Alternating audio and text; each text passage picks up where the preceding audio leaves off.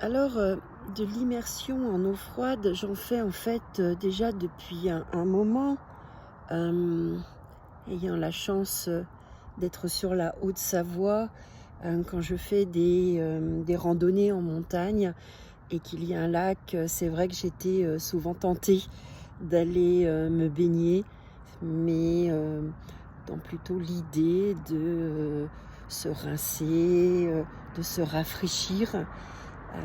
Sachant que maintenant, se baigner dans les lacs de montagne est fortement, contre-indiqué pour, préserver la faune, la flore, pour, éviter de venir polluer, ces lacs d'altitude.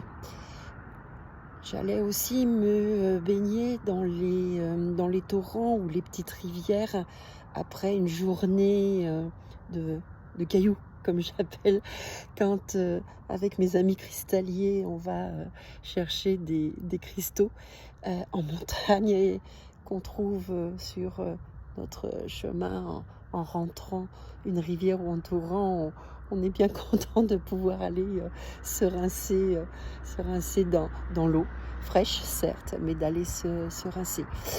Maintenant, quand je, parle d'immersion en eau froide, il ne s'agit pas non plus de nage en eau froide, qui existe et qui se développe, de plus en plus, notamment au sein de la Fédération française de natation.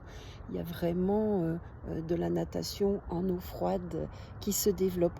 Là, moi, ce que, je fais, c'est de l'immersion, en eau froide. C'est, de ne plus bouger. On est donc, dans une autre perspective. On est beaucoup plus sur, l'attention sur soi, sur,